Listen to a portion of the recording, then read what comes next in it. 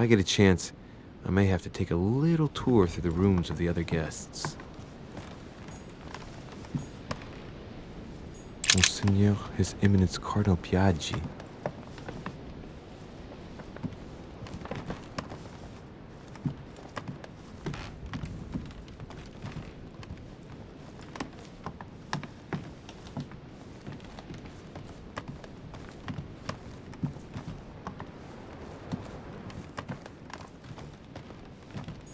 President George Washington. Let no one disturb me. I'm busy. Too bad. I'll see him later.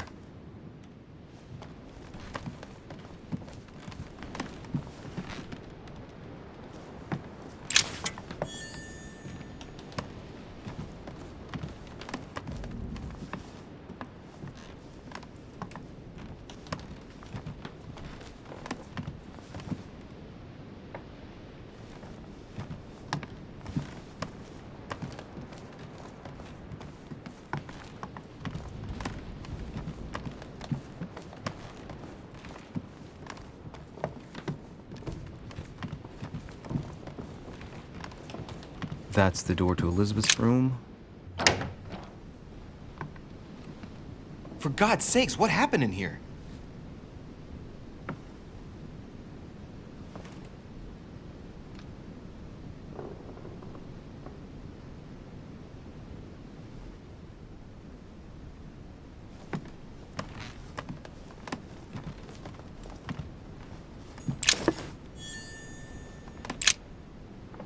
Looks like I found a box containing some kind of white crystals.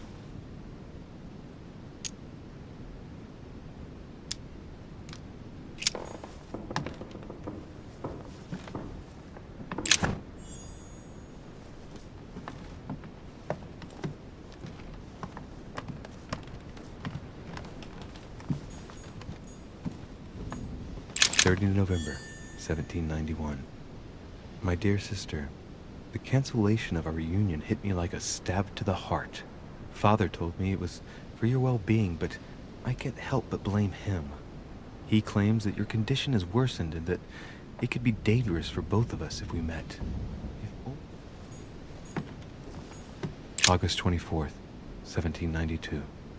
Elizabeth, I am driven to despair and doubt there is any point in writing to you. I'm not even sure you'll receive my letters. Father controls my correspondence more and more. I am certain he filters our exchanges. Thankfully, one of the chambermaids is able to help me get my letters to you, but they still remain unanswered. I often think about you and pray every day to be able to hold you tight. We have so much time to make up. I beg you, answer me, please. Your loving sister, Abigail. P.S. That horrible woman came again yesterday. She spent a long time speaking with Father. I didn't understand everything because they spoke in French, but I'm sure they were talking about you. June 11th, 1791. My dear Elizabeth, your last letter gave me much cause for concern. Your words were so cold, as if emotions no longer matter to you. Father maintains that the secondary effects of your treatment still trouble you, but that they will soon subside. Should I believe him? I cling to the belief that we shall soon see each other again. A novel of the initiation of a young woman into polite society.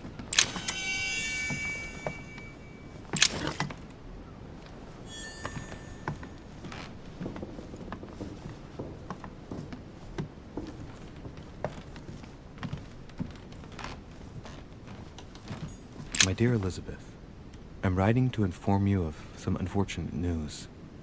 We won't be able to meet as planned on the first Sunday of May. I've been told that you're no better, and, unfortunately, your brothers and I are absolutely snowed under by the work required to govern this new country. Please excuse us. As soon as we can get free, even if it's just for a day, I promise we shall come and see you. Your loving father, John Adams. P.S. Don't hold it against your mother. She still isn't ready. Please don't judge her.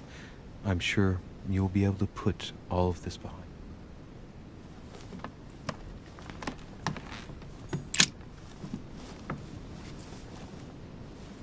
A chest with a half-circle pattern.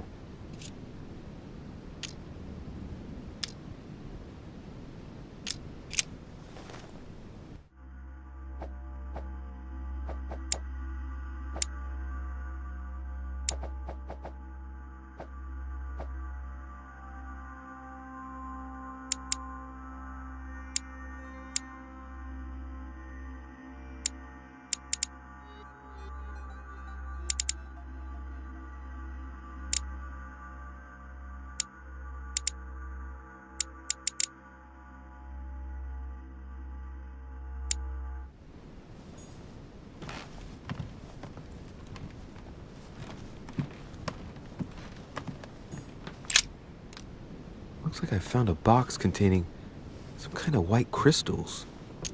Well, let's see what it tastes like. Ugh. I really need to stop tasting everything I find now.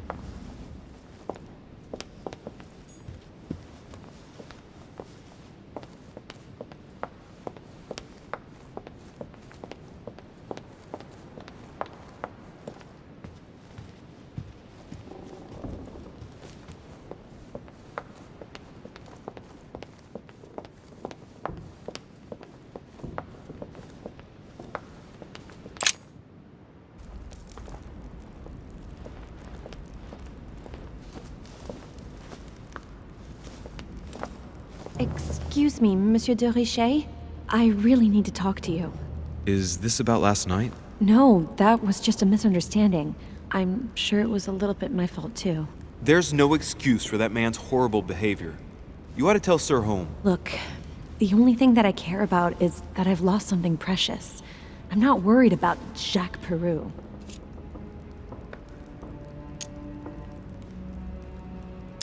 I'm sorry. I should have stopped him from beating you. What's done is done. It was my fault, not yours. Don't say that. It's never the victim's fault. Look at your eye. My eye's nothing. Last night, I found out that your mother was on the island. What are you doing here?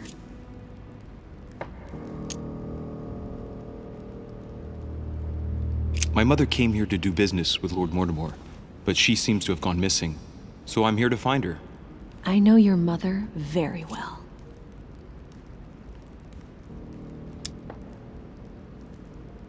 Really? Yes, I have been in your mother's care ever since I was born. She nursed you. Oh, I wouldn't say nursed. No. I remember her stare, cold as ice. Her sadistic hands pressing over my mouth to silence me while I screamed in pain. I remember her knees, too. She held me down with them while she cut and burned scars into me. Hold on a minute. What do you mean? You can ask her when you see her. Huh, she's getting more and more agitated. Look, I've got to go. Wait. I need to know more about you and my mother. Why did she put you through all of that? There must be some reason for what she did. What's the point of rubbing salt in the wounds?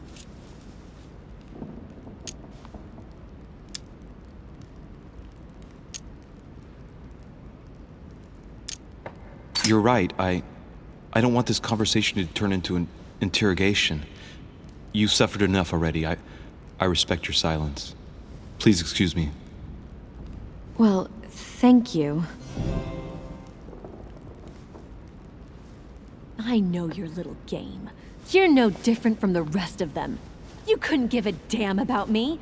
The only thing you're interested in is finding out about your mother. Don't say that. Not everyone wants to use you. Some people care about you, don't they?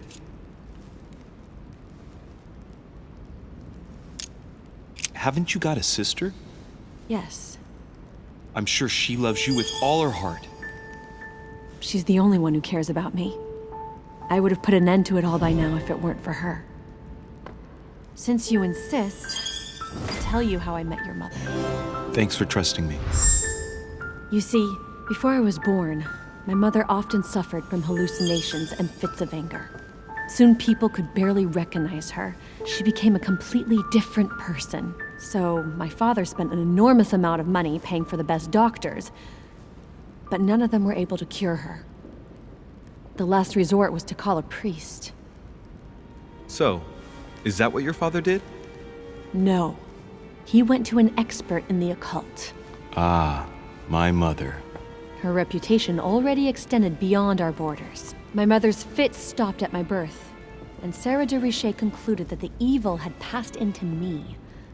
Not only did it encourage her to stay, but she took the opportunity to advise my father to separate me from the rest of my family. That's how I was declared stillborn. My fate was decided that very day. It would coincide with my mother's frequent trips to America. I had my first fit when I was 3. That's when your mother began her experiments to rid me of the evil inside. I understand how you feel, but I know my mother. I'm sure she had her reasons, even if it seems difficult to believe. Everything she put me through was all for nothing. My whole life was ruined for nothing. So what brings you here then? My father used to know Sir Holm. He offered to introduce me to the world's leading authority in the occult. Lord Mortimer. He was my last hope. Until I found out he had also invited your mother. It's got to be a coincidence. I don't believe for a second she's come here for you. You can't change my mind about this, Louis. My days are numbered, and I know it.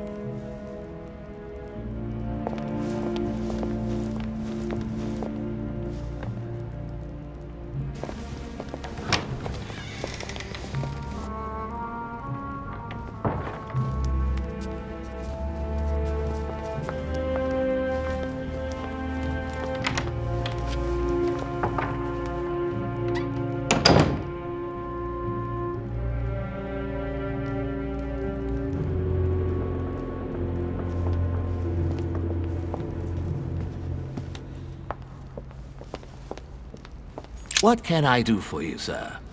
I am at your service day and night, sir. I would like to speak about your master, Lord Mortimer. Do please excuse me, sir, but I shall make no comment about my master. Is there anything else that sir would like to know? What can you tell me about the guests? Do excuse me, sir, but I am bound by discretion to say nothing about Lord Mortimer's guests, sir. Perhaps sir would like to know something else?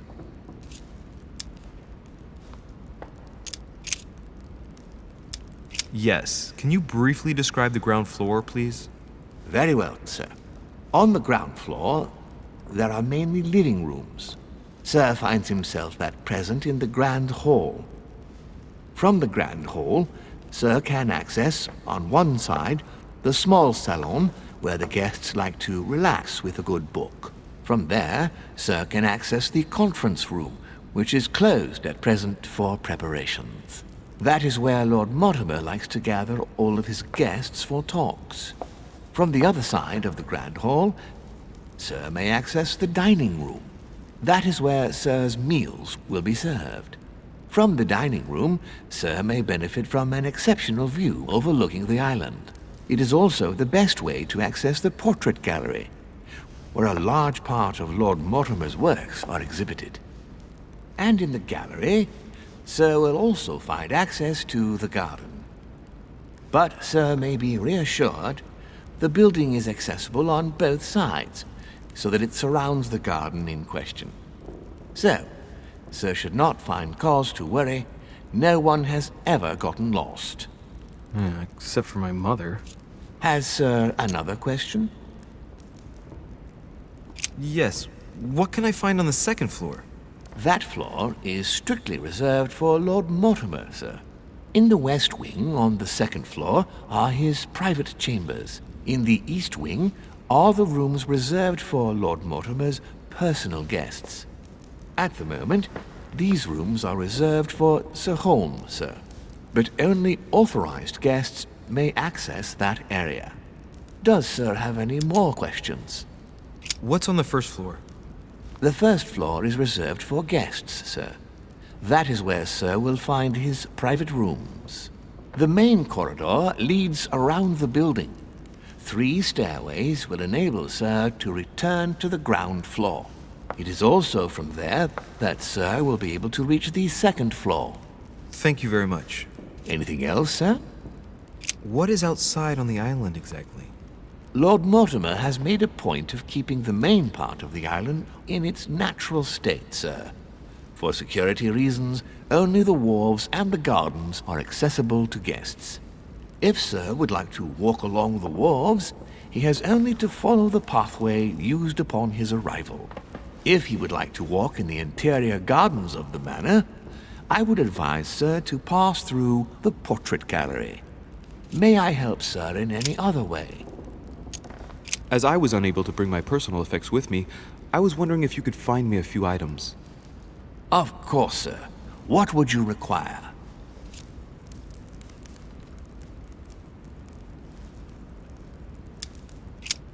What's that book you're hiding in your jacket?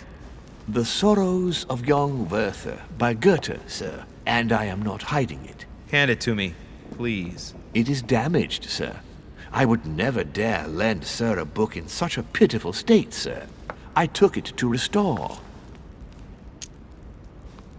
Indeed, this masterpiece must not become more damaged. Let me have it and I'll take care of it personally. I love antiquarian books. It bothers me somewhat. It isn't Sir's job to take care of it, really. No, but I would love to. You'll be doing me a favor by letting me have it. In that case, sir, I shall leave it in your care with pleasure. May I do anything else for Sir? I still haven't quite recovered after that boat crossing. Would you happen to have any devil's thorn by any chance? I am sorry, sir, but the devil's thorn may be just a plant, but it is also a powerful psychotropic drug that causes undesirable diuretic effects. I would advise against Sir taking any.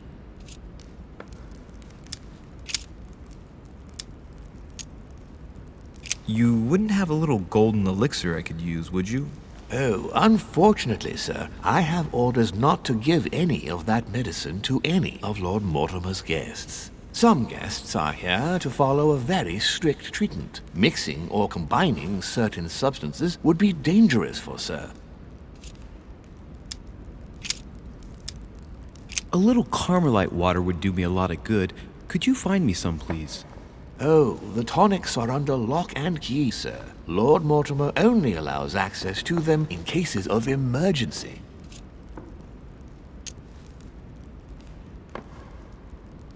What?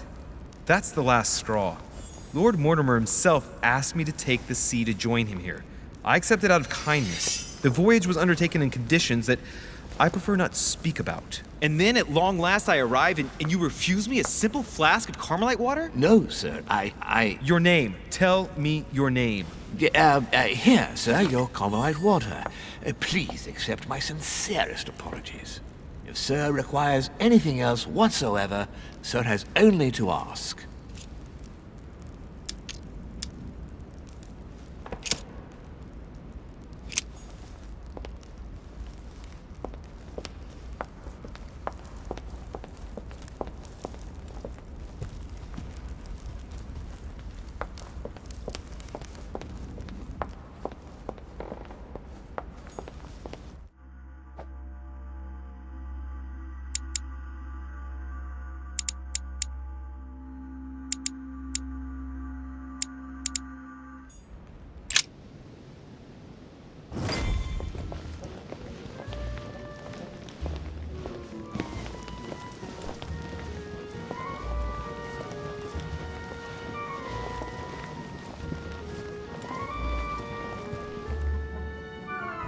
Dear friends, I bid you welcome.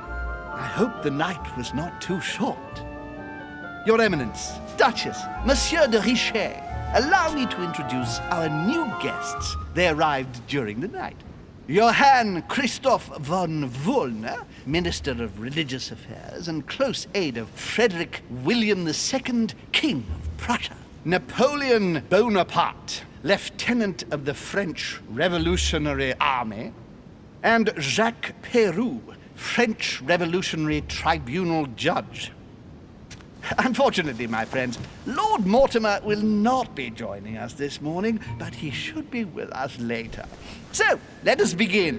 What is Mortimer playing at? He tells me to come urgently and he sends no one to meet me? My friend. No. Exactly. Peru looks totally out of place here. I did not know. He's counting the 10 sets of cutlery around each plate? The man is completely lost. Speak for yourself, sir. Thank you again for the wine, Your Eminence. It is served every day at the king's table. I am delighted. No, of her side. Volner and Piaggi seem to be getting along well. My dear Johann, how are you? Glad to make landfall at last. And yourself. Very well. And your husband? He's poorly. The French Revolution gives him terrible headaches. Oh, I understand. I shall feel better too as soon as the situation is settled. If by chance the French crisis is emulated in Berlin, there will always be a refuge for you in London, my dear. Your offer does you honor, Emily. But London is much closer to Paris than Berlin. Beware. The French are capable of sailing up the Thames straight to the Houses of Parliament. Oh, my friend, I am shaking in my clogs. You don't say. A Prussian-Britannic coalition is not good for France. The last time we fought against them, our empire went up in smoke. Is the wine to your liking? Very much so, Sir Gregory. Such complexity. Typically French. A Sauterne, isn't it? Absolutely. If I'm not mistaken, this is not Lord Mortimer's favourite wine. It is yours. In his absence, I have taken the liberty of making a slight deviation from the rule, but I count on your discretion. Don't worry, I appreciate the same grape varieties as you. I remember the last time we tasted that nectar here at this table. The finest minds of the century were present. And the last time we drank it, the orphanage in Bloomsbury was still in ruins. Would you repeat that? Oh, well, I put some small effort into the works. The orphanage reopened just before Christmas. The bedrooms, washrooms, and the classrooms had all been refurbished. I don't know what to say. You have given the girls a wonderful Christmas gift. Thank you. I made a promise. Now it is done.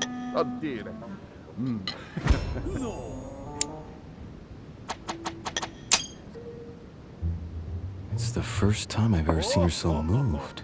Just mentioning that orphanage broke right through Emily's hard shell.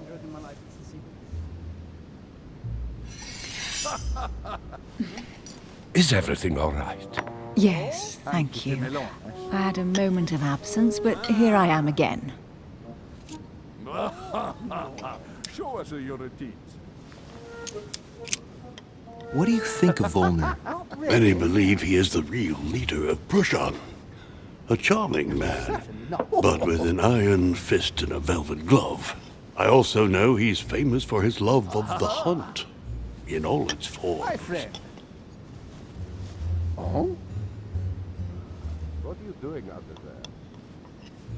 Yes, I heard that. Have you any information on this Napoleon? Thank you, sir. What do you think, madam? What is this Bonaparte doing here? The presence of a soldier is never a good sign. It can only mean there's going to be further war.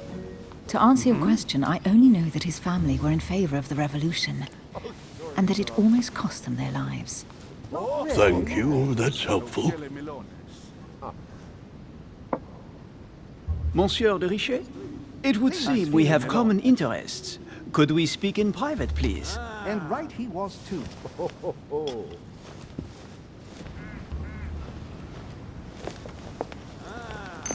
As for myself, I did not know. Lord Mortimer and the Golden Order, through your mother, have concluded a financial agreement. Stay composed, Louis.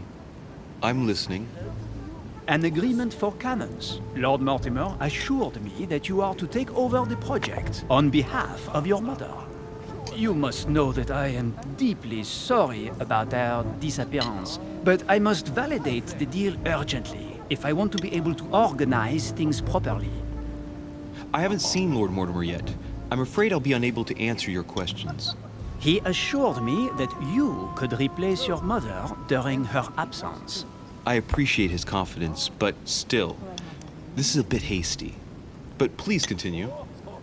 Of course, but I need to know if I can count you among my allies. Well, of course. And for that, I have a little question for you. The agreement stipulates an aid of 50,000 louis d'or for 200 cannon.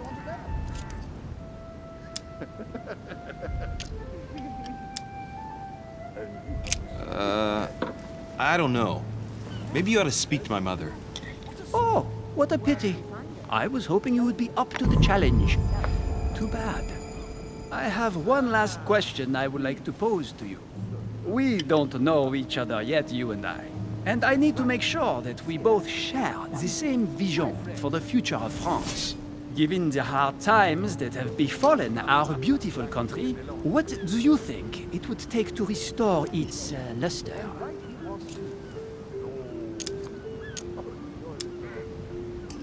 I don't know how to remedy the situation without reestablishing a solid monarchy. And what would we stand to gain by this? We've tried a republic, but it is clear that with the situation we're in now, that it's not working. We ought to return to a monarchy. That makes no sense at all, my friend. The monarchy is a privileged caste who have forever built their prestige by crushing and controlling the people. I think there must be a misunderstanding. What do you mean? I cannot believe that Lord Mortimer advised me to speak to you. I must have misunderstood. Excuse me, please. Bravo, Louis. Total fiasco.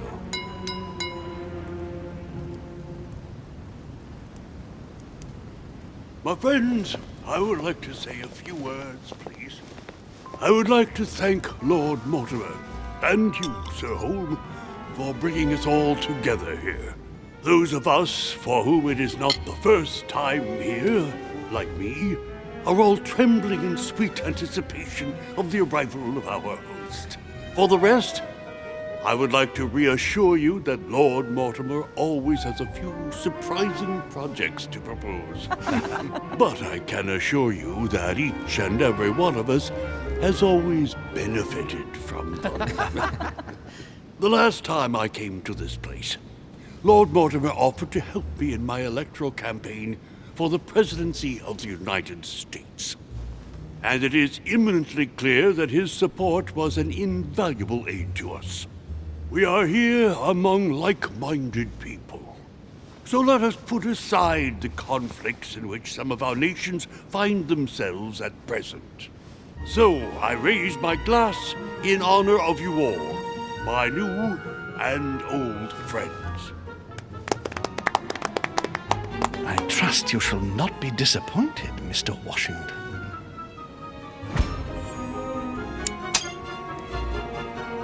Washington is a very gifted speaker. Leave him for 5 minutes with sworn enemies and he'll convince them to be friends for life. Right, we shall meet again tomorrow. All the guests will be present, as well as Lord Mortimer, I hope. Until then, I trust you will find plenty to keep you amused.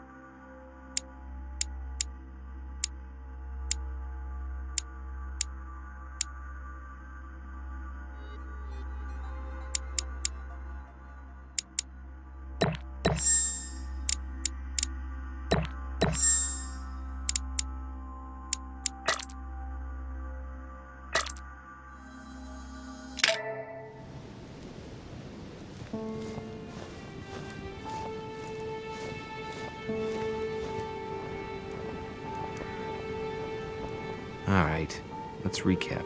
Before dinner, I was going to investigate my mother's message. I've got to find the place where all eyes size you up.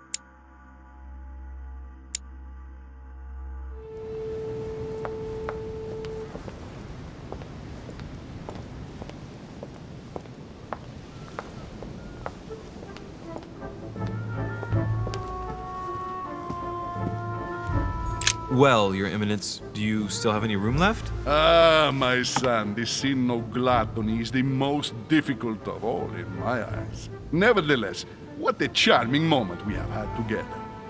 I'm delighted I was able to talk to Mr. von Wollner. We hadn't spoken to each other for an eternity. Yes. I noticed that Your Eminence knew a fair number of people at the table. The benefit of age, my son. This isn't my first invitation to Lord Mortimer's. You will see, it's the perfect place to make new friends. Indeed, I noticed that you and Mr. Bonaparte had already begun. Ah, I adapt quickly to local customs. It's what I was taught. And you are right to do so, my son. But tell me, have you had any news of your mother since your arrival? Alas, still nothing, Your Eminence. But I still haven't been able to meet Lord Mortimer. Do not worry. It is typical of him. What can I say? Lord Mortimer is a very busy man. I should think you are beginning to worry.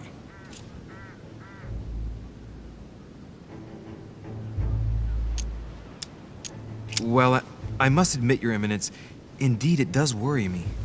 I understand, Louis. But continue to have faith in Sarah. You'll see, I'm sure, that in a few days we'll all be laughing together. That's all I hope for, Your Eminence. But while I have you with me, I have a question for you. Well, go ahead, Louis. What can I do for you? If I said to you, where all eyes size you up, would it mean anything to you? I don't know if it's the place you're looking for, Louis, but it makes me think of the portrait gallery. There's a gallery here? Can you tell me where to find it, please? Of course. Just go through the door at the end. It will lead into the library. Continue all the way through, and you'll end up in the gallery. You'll see it, Louis. When you get there, you'll know. Thank you very much, Your Eminence. On that last word, then, I shall leave you to fight your demons. See you later, Your Eminence. See you later, my son.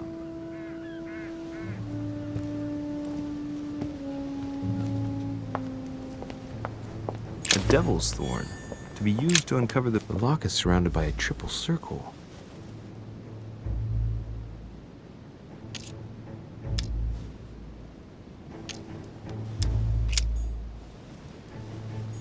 Circe.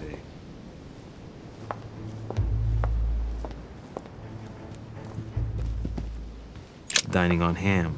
Well, that's very appetizing.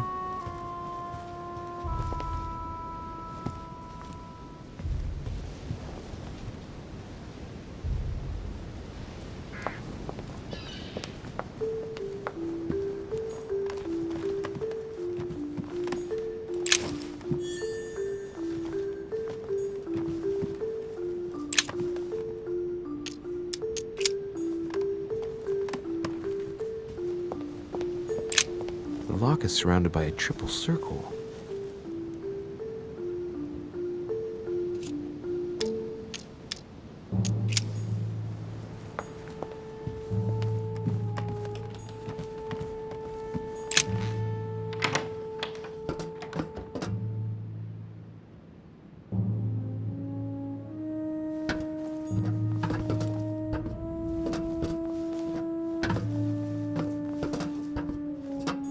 Abstruse, the Miller brothers.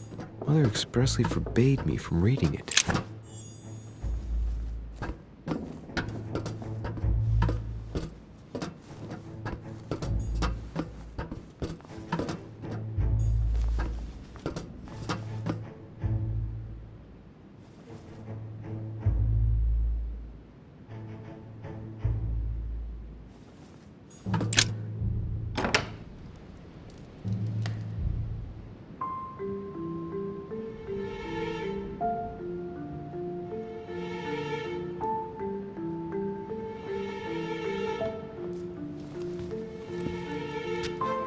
Where all eyes size you up. Chances are, that's the room my mother spoke of. And she also spoke of a Medusa. Should I go and try to find the creature now?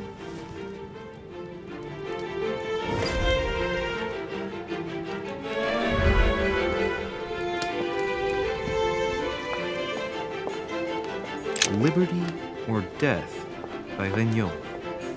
Ah, painting by Ingres. Molière dining with Louis XIV. The king's posture is surprising. It's almost as if he's addressing someone in the assembly. Allegory regarding the decoration of the rights of men. That's the least you could say.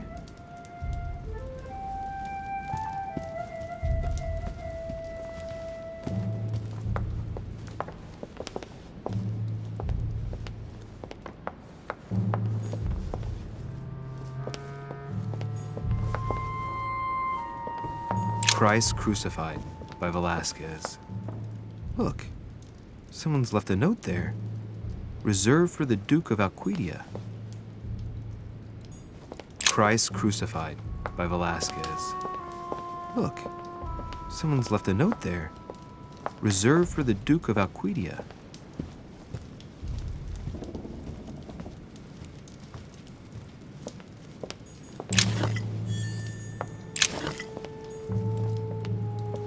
The Last Supper by Leonardo da Vinci.